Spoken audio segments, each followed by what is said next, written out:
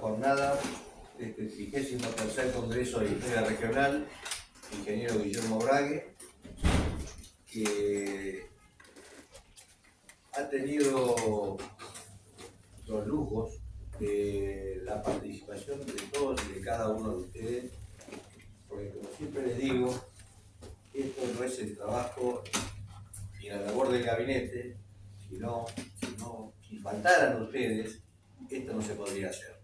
Así que a todos los expositores, nuestro total agradecimiento y que año a año podamos seguir interpretando y tratando de hacer conocer lo que es la historia de Mar del Plata y su región.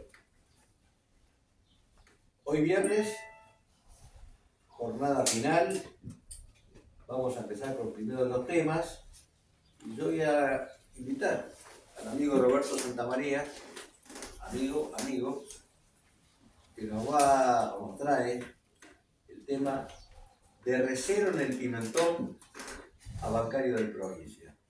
Así que Roberto, esto es todo tuyo, amigo. Muchas gracias. Yo les pediría, los que están un poquito más atrás, que somos pocos, si se pueden acercar, porque no tengo micrófono y he estado prácticamente sin habla estos días y hoy traté de acomodarme bastante para poder hablar de esto que tanto quiero con ustedes, de traer todos estos recuerdos. Así que, ¿me escucha, señora? Más o menos. Sí, perfecto. Esa imagen que pongo ahí, como dijo recién Argüello, de Recero en el Pimentón a Bancario de Provincia. Ese animal que está ahí se llama el jefe, es un animal lobuno, y fue el primer caballo que yo tuve de propiedad.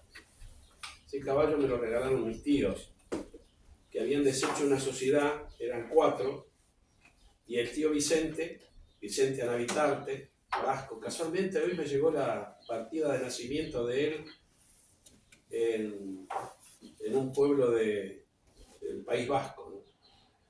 El tío Vicente tenía 50% de esa sociedad y por lo tanto del caballo. Entonces me dice, te regalo el 50% del jefe, comprale el otro 50% a los otros tíos. Los otros tíos eran Alejandro, Blas y José Pepe Caldará. Cuando les voy a comprar, claro, el otro 50% entre 3 me lo regalaron también. Así que ese fue el primer caballo que yo tuve. Yo nací el 13 de septiembre de 1934. Tengo 91 años. Cumplido hace 4 o 5 días. Sí, con muchos festejos, La verdad que por tengo... eso lo de la voz. Sí, también. Se la pasó cantando. Bueno, yo nací en la calle 1 de Mayo, 1472, en la casa de la familia Gastón. Juan José Gastón era un aragonés, paisano de mi padre, a donde mi padre llegó cuando vino de su pueblo de Agüero, de Casa de la I. Por eso él no estuvo en el Hotel de los Inmigrantes, porque vino directamente acá a Mar del Plata, a la casa de este amigo.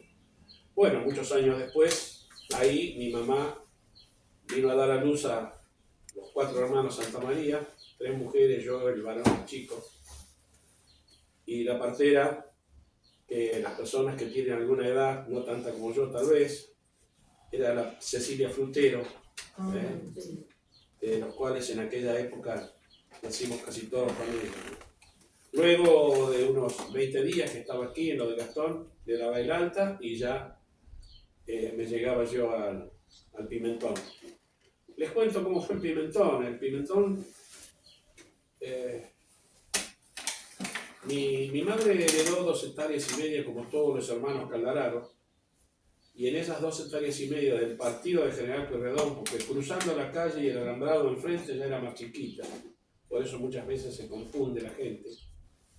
Ahí mi padre y mi madre pusieron un almacén de ramos generales, pulpería, hoy podría ser supermercado, no sé. En realidad se llamaba El Progreso. Mi padre ahí tiene la gráfica del negocio, El Progreso. pero cuando todavía no había abierto, que estaba poniendo la mercadería en los estantes, un íntimo amigo de él y de la familia, Humberto Pagani,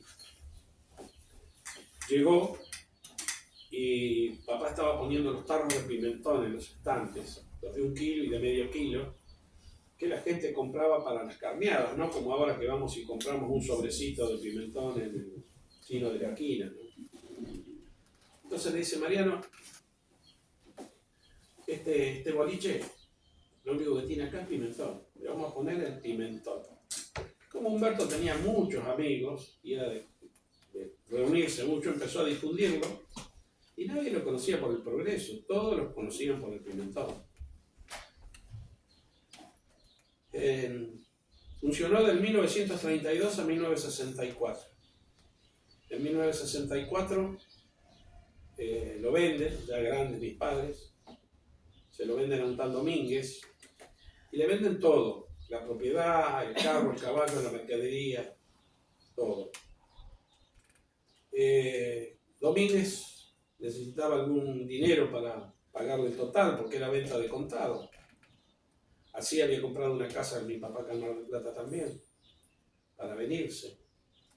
Y claro, llegó el momento que no pudo devolver el dinero y el prestamista se quedó con el pimentón.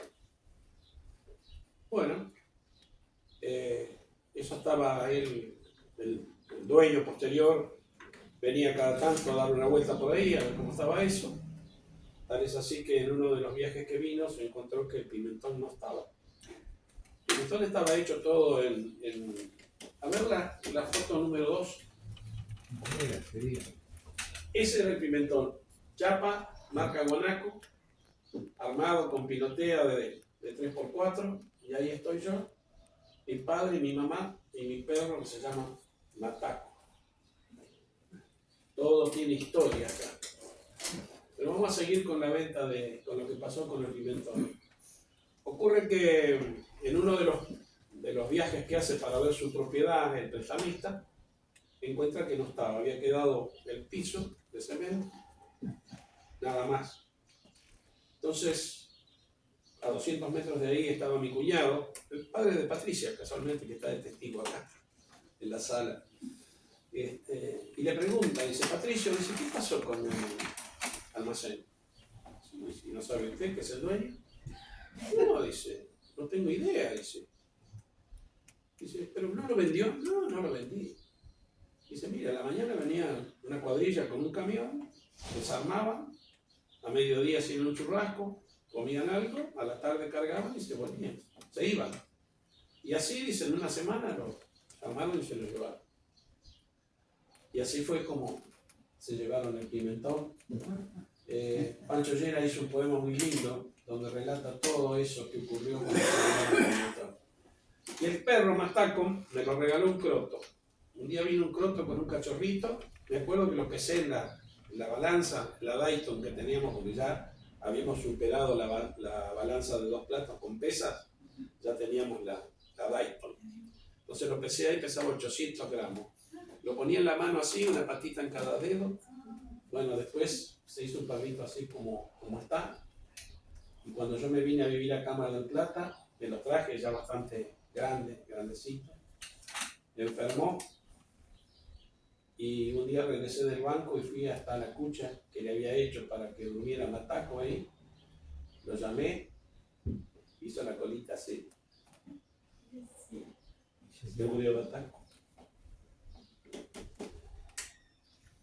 En el 64 vamos a seguir una imagen más.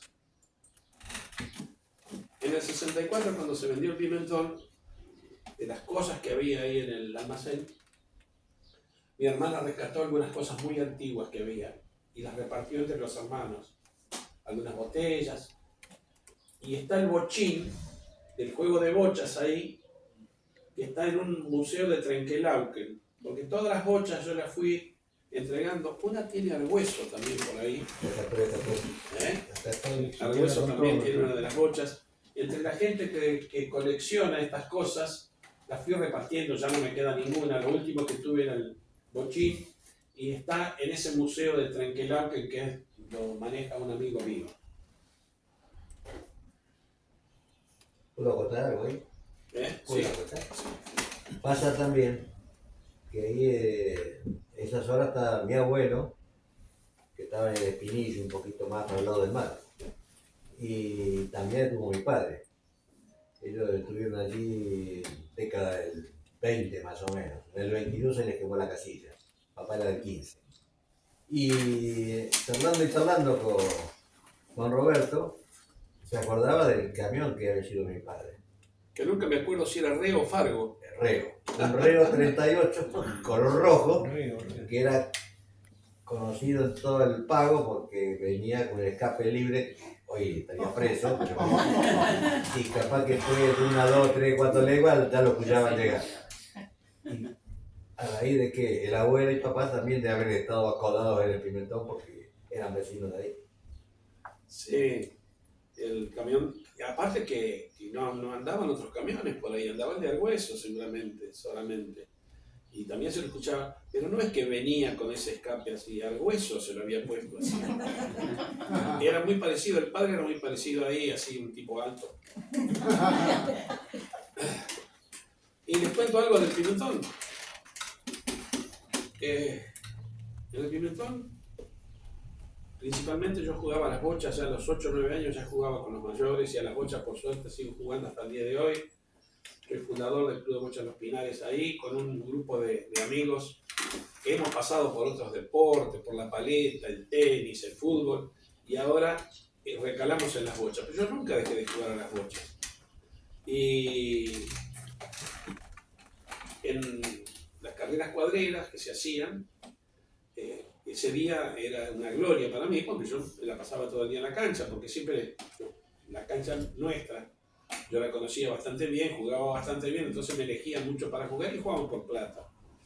Mi tío Alejandro, que era el tío que queríamos todos los sobrinos, porque siempre tenemos un tío que nos hace un carrito, o que nos arregla una soga, o que, en fin, él estaba ahí, aparte que era muy buen artesano. Que no sé si la traje, no la traje, la foto de la taba del tío Alejandro. El tío Alejandro llegaba a casa y como gran jugador que era, porque jugaba muy bien a todo, principalmente tiraba muy bien la taba. La taba es un juego de habilidad, se tira de vuelta y media, de 2 vueltas. Los que no saben mucho tiran rondano, así que la tiran así, pero el tema es que caiga como tiene que caer. Pero el que sabe tirar la taba, el tío Alejandro entrenaba con la taba. Cuando íbamos nosotros a visitarlo a la casa, porque los 3 hermanos solteros Caldararo quedaron viviendo en la casa paterna, donde estuvo la pulpería El Deseo, frente a la caldera. Nada más que como estaba frente a la caldera, sabían llamar la caldera. La caldera fue una estancia donde dicen que también hubo un cementerio y posta de carreta. Y lo del cementerio yo pude comprobar algunas cosas, porque sobre el arroyo, atrás de esa edificación, salían muchas calas. Y las calas son generalmente flores de cementerio, así que es posible que pudiera haber habido un cementerio allí. Estando el tío Alejandro, cuando lo íbamos a visitar a la casa ahí, él tenía un perro que se llamaba Corbata.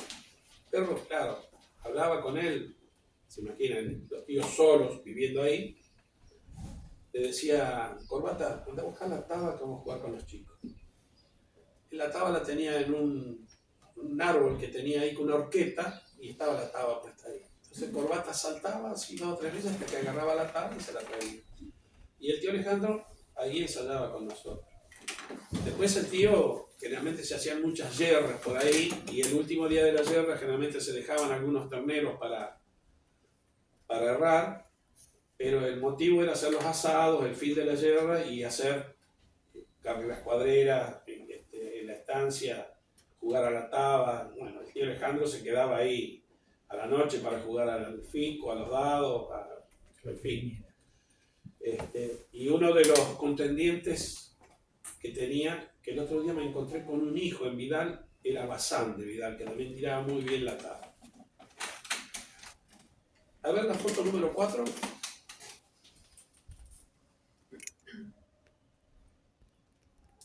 Ahí estoy preparado para ir al colegio. Ahí está el jefe, vestido yo con pantalones cortos, En aquella época pantalones cortos. Claro. Cuando ya nos compraban los pantalones largos era todo un triunfo. Los caballos que tienen así 2 patitas blancas se dice calzado de 2. Puede ser calzado de 4, de 3, de 1. Y atrás se ve la cocina hecha de chorizo, con techo de chapa, y al fondo esa es la casilla, o sea, la primera vivienda que plantó papá cuando decidió en las 2 hectáreas que heredó mi madre abrir el pimentón allí en Cobo, en el partido de General Comedor.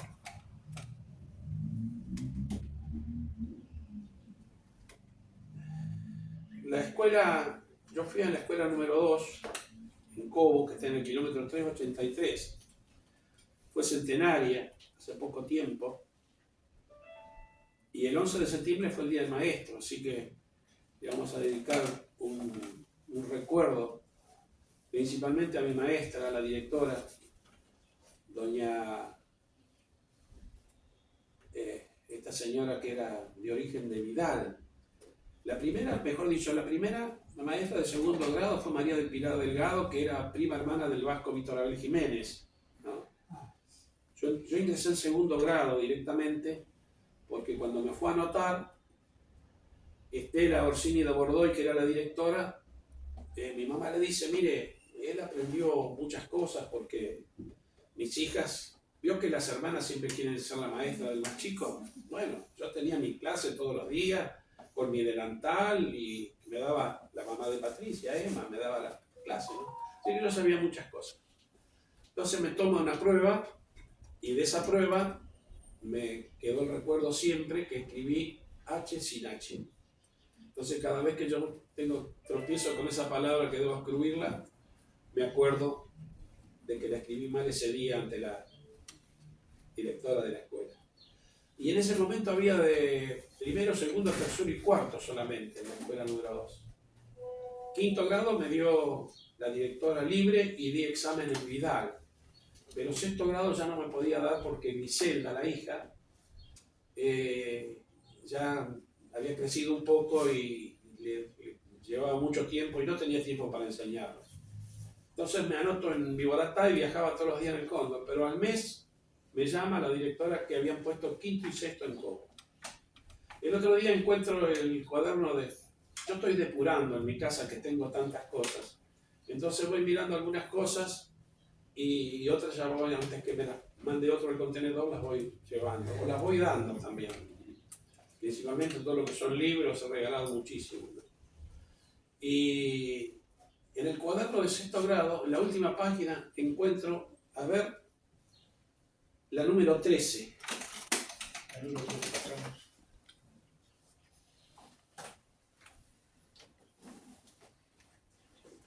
Te compliqué las cosas acá. No, se arregla todo. Lo que es la tecnología. Estaba mirando el arroyo, cuesta del arroyo de los cueros. Esa es la carta. Pero para que escuchen lo que dice la carta, le pedí al Hueso que por favor me la lea. Yo no la voy a leer porque seguramente no voy a poder terminar de leerla. A ver qué dice. Bueno, la carta, como decía Roberto, la firma Estela Orsini de Bordoy y dice: Roberto, has finalizado tus estudios primarios. Te alejas definitivamente de estas aulas. Y, sin embargo, no puedo decirte adiós. ¿Cómo podría hacerlo si el afecto conquistado a través de los años es tan grande, tan profundo, que siempre habrá en el corazón de tu maestra un rinconcito para ti? Que las enseñanzas recibidas den su fruto y que pueda verte en el futuro transformado en hombre de provecho. Hasta siempre, Estela Orsini de Bordoy. Yo tengo contacto con la hija, con Griselda, que nosotros hacíamos grillo allá en el colegio. Era pequeñita y andaba por el aula, por ahí, cuando me estaba dando clase.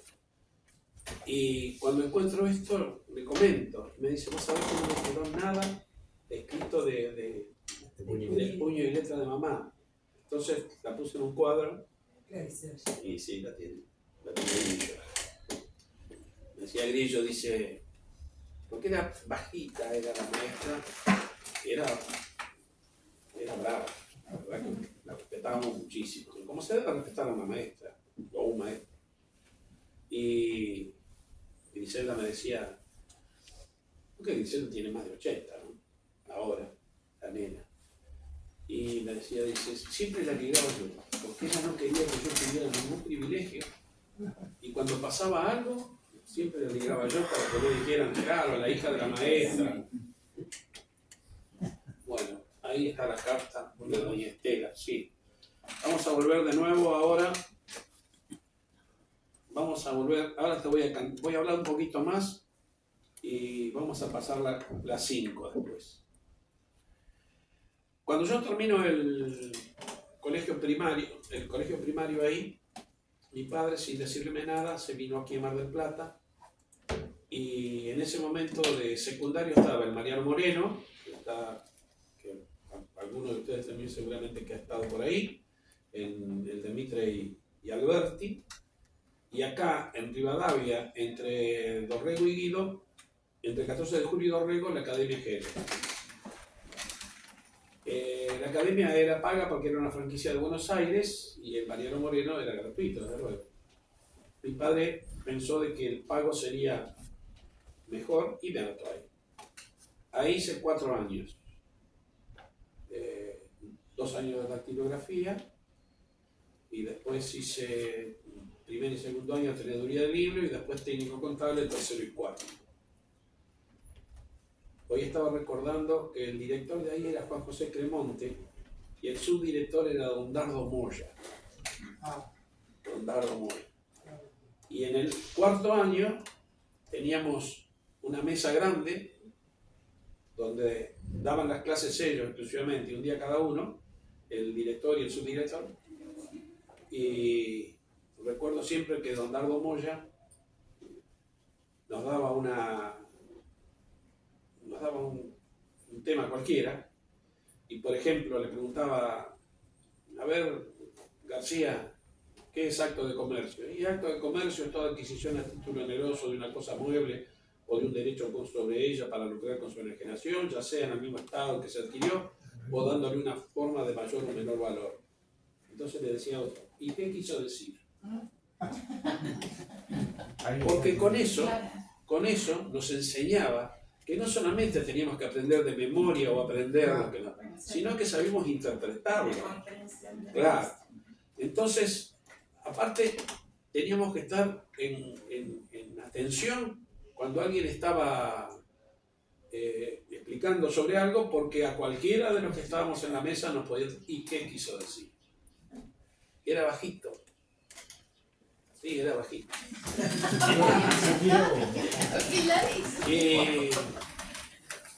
Y le decían, en aquel momento se había empezado a hablar mucho de los átomos y de la bomba atómica y de todas esas cosas. Y entonces, como era chiquito, le decían atomito.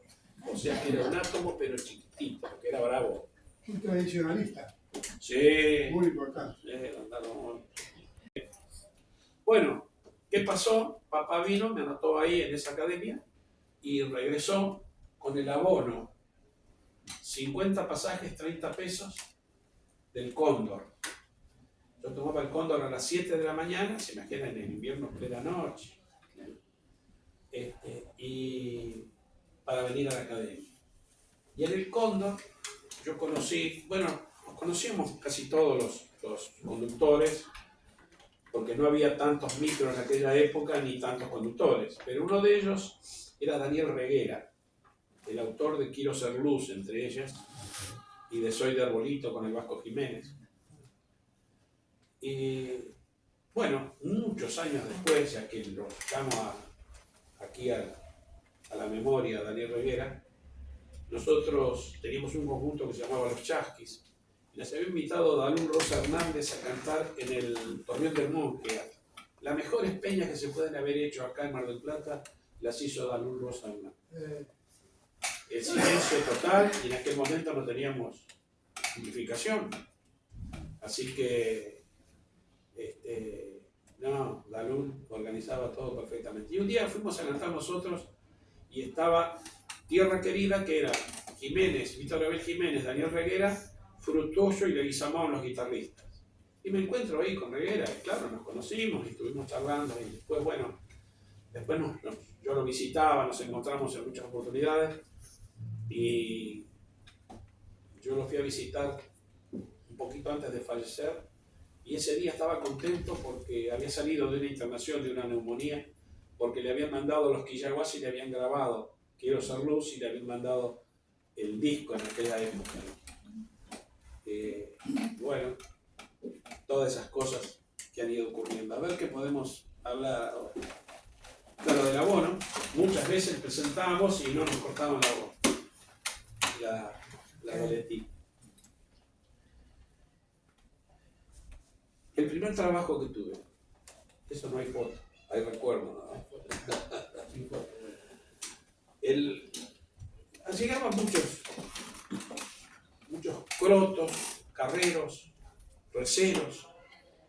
Tal es así que mi hijo varón se llama Alejo, por don Alejo Tevez, un recero que había.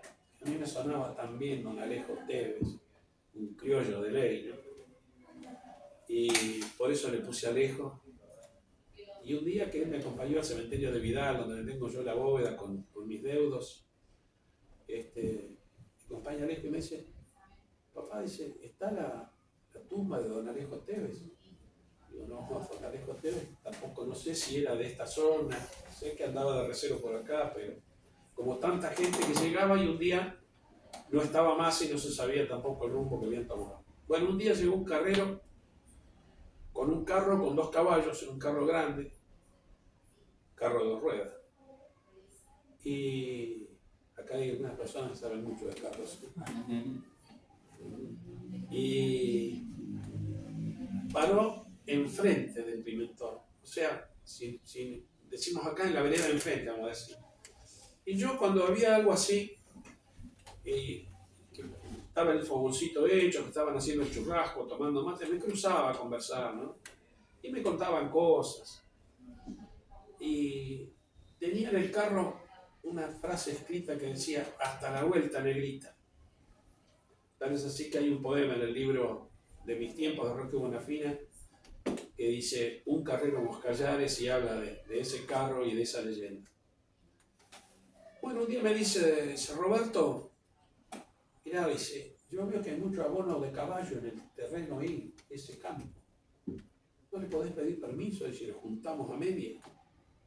Porque se llevaba al horno, había un horno en la colonia de Barragán, incipiente la colonia de Barragán, de Prevato, un tano, que había puesto un horno de ladrillo. En esa época se hacía el pisadero, se pisaba con caballos, al barro se le agregaba abono, más o menos así, todos más o menos tienen una idea. Y le digo, sí, es de mi tío. Era de mi tío el que me había regalado el 50% del jefe. Dice, bueno, el tío, le digo, mira, me pregunta este hombre si nos dejás juntar el abono de ahí para llevar al horno. Sí, junten aquí. Bueno, voy y le digo, se llamaba Bernardino Trinidad Cejas, pero el apodo era Moscallares. Porque él me dijo, a mí me dicen Moscallares o Mosca, pero me llamo Bernardino Trinidad Cejas. Le empinaba. Y dice, vengo y le digo, bueno, Moscallares, le digo, ya está el permiso. Dice, bueno, dice, agarrá una bolsa, le pones un aro de alambre en la boca, conseguiste un rastrillito o algo, dice, y nos vamos a juntar. ¿Qué es? Una alegría, la bolsa, el aro, qué sé yo. Tenía un rastrillito chiquito, de esos como de playa. Y al otro día nos fuimos con Moscallares y hicimos unas tiras de abono. Cargamos el carro, porque el carro, como es muy liviano, eso tiene unos catres al lado, de costado, así que íbamos allá sentados allá arriba nosotros con Moscallares para el horno. ¿Cómo se medía eso? Con la misma carretilla que sacaban el horno para cortar los ladrillos, o sea que en carretilladas. 30 carretilladas, 30 pesos.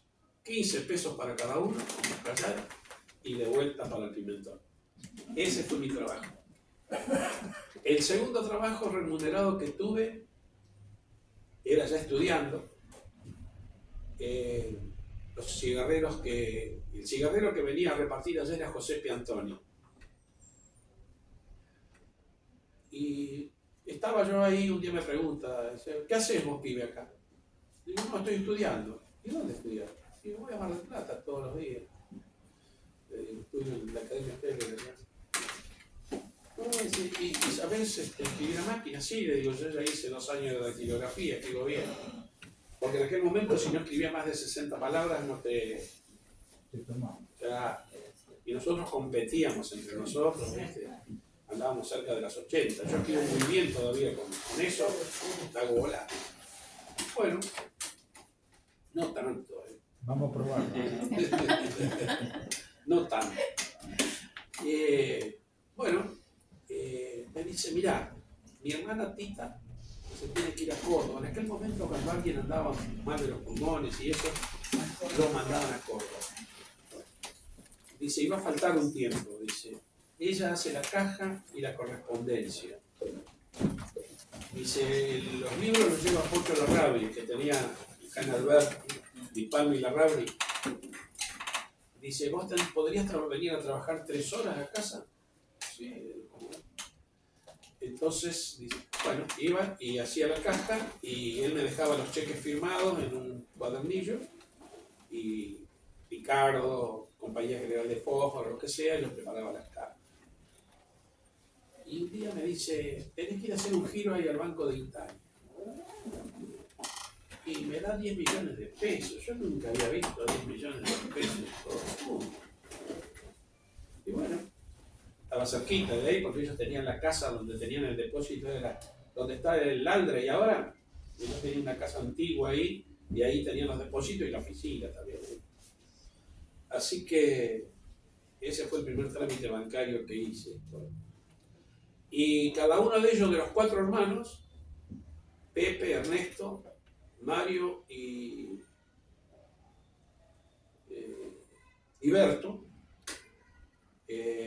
andaban con un camión cada uno repartiendo. Después, en la medida que se fue agrandando la cosa, Pepe se quedó en el negocio y los otros repartían. Y el que no quiso quedarse en el negocio nunca fue Berto. Berto sabía venir a mediodía, porque en aquella época se trabajaba, se abría a las 2 de la tarde después, sabía venir a la estancia La Loma, donde estaban 2 hermanos polacos, que eran los que cuidaban el monte de manzana. Y Luis, uno de ellos, era muy buen cocinero. Y hay una anécdota que la voy a contar, que un día estaba un amigo mío, se había quedado a almorzar ahí con Luis y había hecho pollo con arroz. Fogón. Era fogón. Y claro, habían terminado de comer. Y en eso llega Berto y lo ven en la tranquera. La tranquera estaba así como a 150 metros en la entrada del monte. Y dice, uy, mirá, dice, ahí llegó Berto. Y mira para el lado de la olla y el gato estaba comiendo dentro de la olla. Entonces lo espanta y lo revolvió así, ¿no? Le puso la olla de nuevo en el coche y dice, hola Berto, dice, mira, llegué justo, dice, pollo con arroz. Y ojos que no ven, corazón que no siente, ese guiso debía estar espectacular, seguramente. Bueno, acá vamos a entrar acercándonos al Banco Provincia. Ahí en la academia tenía entre todos amigos eran, y estaba Rodríguez, de Mechongué, que tenía el almacén. Nos sentábamos juntos y decía, mirá qué casualidad, dice. Los 2 hijos de gallegos, dice. Los 2 hijos de almaceneros y los 2 hinchas de River. Bueno, éramos muy amigos con él y con todos. Pero Héctor Uriarte era un tipo muy serio, muy introvertido, tal es así que después, vos lo conociste, le decíamos Chacarita en el banco. Él era de origen también campero, la familia de él tenía campo, en la zona de Vidal. Y siempre me decía, dice, qué lindo sería que un día entráramos a trabajar en algún lugar juntos. Bueno, la conversación que quedó, yo terminé el secundario, me fui para el Pimentón y no pensaba en otra cosa que en mis paisanos, mis caballos, las bochas, las vacas, todas esas cosas. Y un día recibo una carta y me dice: Roberto, estoy haciendo los trámites para entrar en el banco hipotecario, ¿por qué no venís? Bueno, yo recibo esa carta y le comento a mi papá, le pregunto. Siempre hay que preguntarle a los padres, se tienen experiencia. Mi padre vino sin saber leer y escribir, aprendió a leer y escribir acá, yendo a la noche a una escuela que le quedaba 5 kilómetros en Las Piedritas, que está en la escuela todavía, no traje la foto hoy. Así aprendió, pagándole al maestro un peso todas las noches, porque no le podía escribir a su madre, ni tampoco leer las cartas que le escribía a su madre, que tampoco sabía leer y escribir, pero se las escribía a una sobrina, que ya sabía. Bueno, me dice: mirá, anda, a ver si podés entrar en el banco, total tenés 17 años, a los 20 te toca el servicio militar. Ya que decimos servicio militar, hoy hace 70 años del bombardeo del puerto. Y el año pasado eso se trató acá también. Yo justo estaba haciendo el servicio militar y me tocó estar allí en el bombardeo del puerto. Bueno, me vengo, lo voy a ver a Héctor y me dice Héctor, le digo, no, el banco hipotecario no puede ser. ¿Qué pasó? Dice: no, tenía que presentar una fianza política. Cuando me dicen de la fianza política, yo digo: yo no tengo ningún problema si mi familia es toda de origen radical. Me pegaron un boleo. Bueno, y entonces, claro, vine como de gusto y estábamos caminando por Lura y luego tomamos un café por ahí vemos una chapa de bronce que dice Doctor Conte. Y me dice: este doctor, dice, es concejal. Y es concejal del Partido Justicialista. Dice: yo ya me afilié. Me dice: yo no, porque yo tenía 17 años, pero el flaco, con todo el dolor del alma, se había tenido que afiliar. Bueno, subimos, nos atiende la secretaria, queremos hablar con el doctor. Dice que es no, es un asunto particular. Bueno, aguarden, pasamos. Bueno, mire doctor, le dice el flaco, dice: nosotros queremos ingresar en el Banco de la Provincia, dice, y nos piden una fianza política. Dice: queríamos saber si usted se digna, dice, firmar una fianza. Dice: ¿estás afiliado vos? Desde luego, dice. Dice: ¿y vos? Digo: no, le digo, yo tengo 17 años, dice, yo todavía recién cuando tenga 18 y la libreta me voy a poder afiliar. Pero el doctor era muy piola. Dice: bueno, yo les voy a firmar, total, si le va bien va a ser bien para ustedes, y si le va mal va a ser mal para ustedes. No firmó. Así fue como pude dar examen y, bueno, esperar a ver si había llamado. Eso fue en el mes de diciembre. Y por ahí, por el mes de junio, mi padre había comprado con otro vecino de allí 200 ovejas en la zona del Espinillo. Espinillo es, vamos a decir, unos 50 kilómetros del Pimentón al lado de Nahuelbucá. Entonces, eran 100 para cada uno. El otro comprador puso un recero, que era Rodolfo Rey, paisano conocido de ahí. Y fuimos un día, no con el jefe, porque yo ya tenía un caballo mucho más nuevo que en realidad se llamaba Ventarrón, pero el domador, como era gangoso, no podía decir Ventarrón y le puso Muñeco.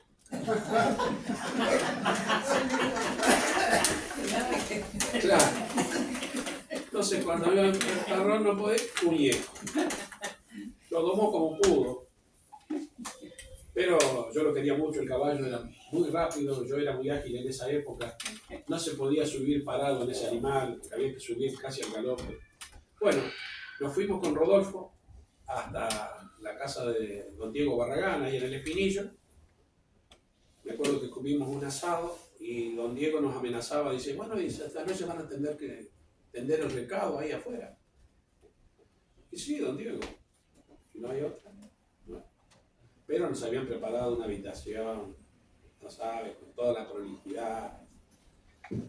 4 de la mañana, un silencio total. Yo digo, bueno, tenemos que marchar acá porque si no, ¿a qué hora vamos a llegar allá a Pimentón? Así que hice un poco de bulla ahí con los perros que estaban ahí acostados al lado de la puerta y se despertaron los muchachos de ahí.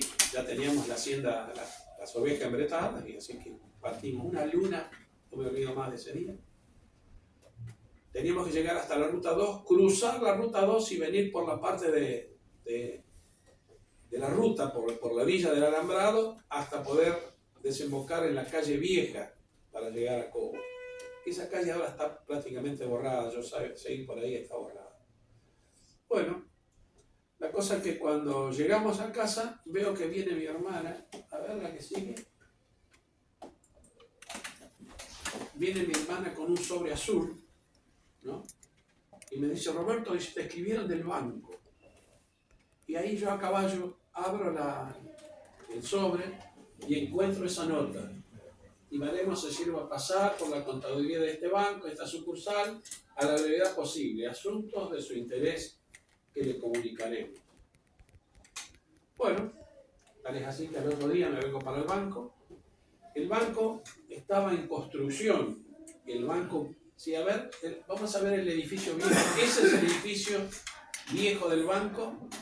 Y vamos a ver la que sigue. Ahí estaba en construcción el banco. Mientras el banco estaba en construcción, el banco había alquilado en el Hotel Bristol un local que después fue la confitería La Guindola. Se imaginan que debía ser el comedor del Hotel Bristol, una hermosura de decoración.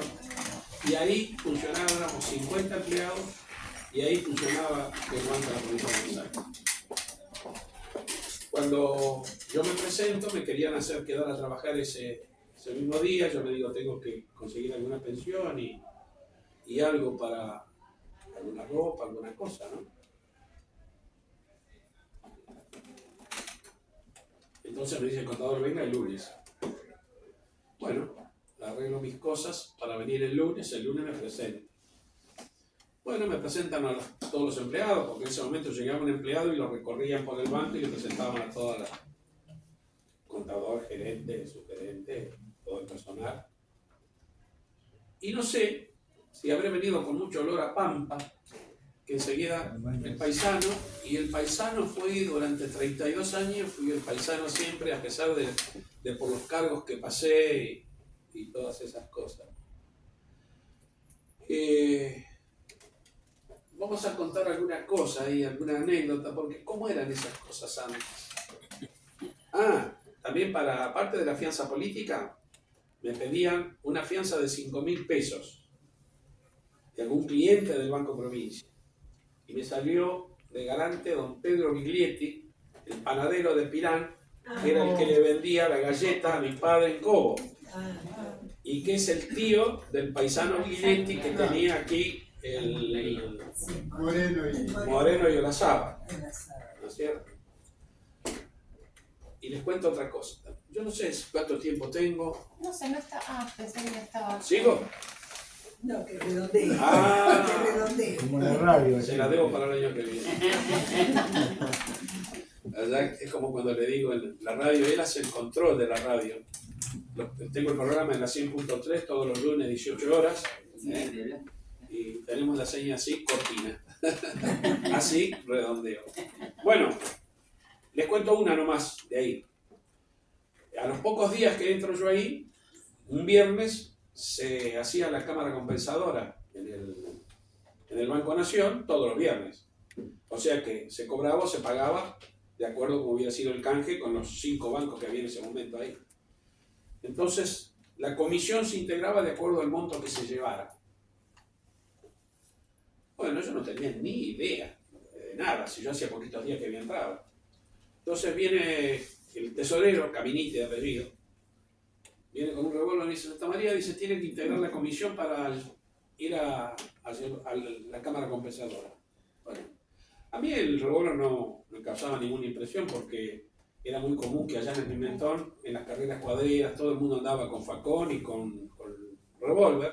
Y el revólver generalmente venían y decían, teneme el revólver, y lo dejaban ahí hasta que se iban. Bueno, la comisión estaba integrada por el ordenanza, que llevaba la valija, y de acuerdo a los 10 millones teníamos que ir 4, cada cual con un robot, caminando por la de Entre Ríos y San Martín, donde estaba el local del banco, hasta San Martín y Córdoba. Con la valija, la ordenanza llevaba una valija de cuero que decía Banco de la Provincia de Buenos Aires. Siempre llegó la valija. Siempre llegó la valija. Sin embargo, Ahora va con el camión y se hacían los pases de fondos a Buenos Aires. Tal es así que el tesoro tenía un límite y cuando sobrepasaba ese límite había que trasladarlo al tesoro principal a Buenos Aires. Nunca pasó nada. Bueno, vamos, como dice acá, el siguiente, vamos llegando al edificio terminado.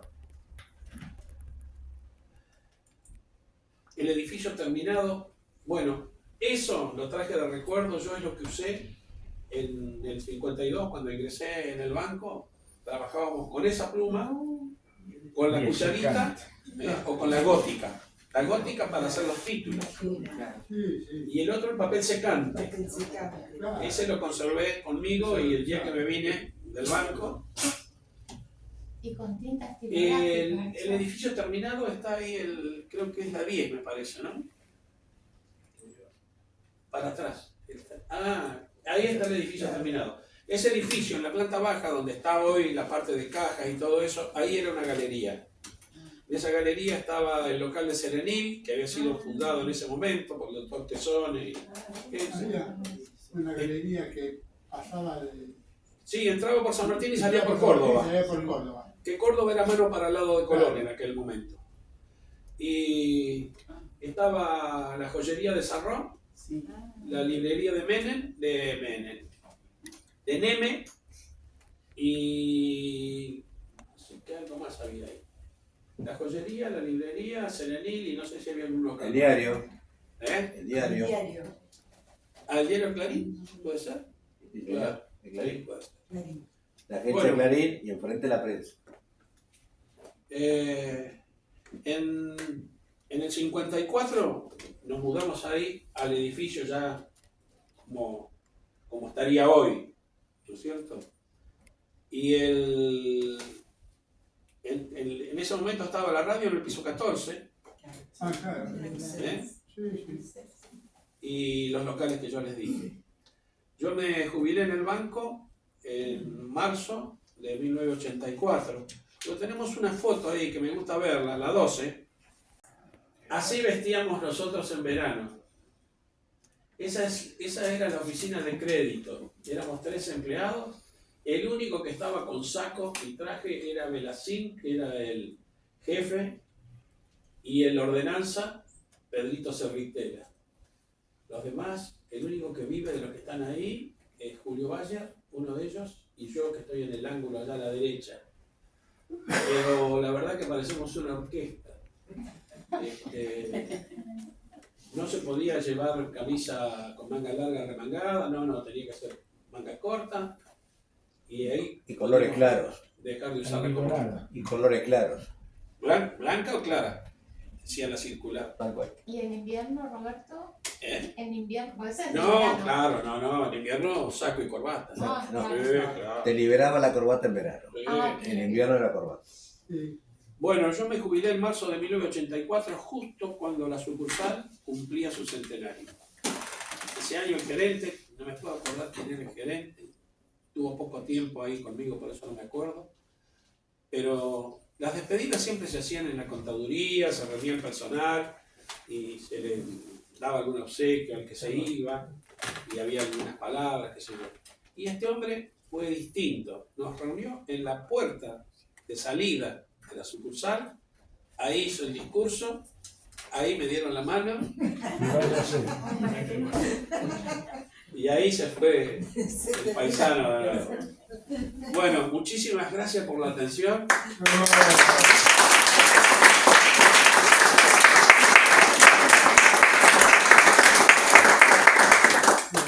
Y quiera Dios que el año que viene, en el nuevo Seguimos con la segunda Congreso, hacemos algunas de las cosas que... Yo lo conozco bastante, Roberto. Si lo dejo seguir hablando, Nos vamos. nos quedamos un rato largo. Acá le quedan. Pero bueno, muchas de esas cosas las he Gracias, vivido Oliver.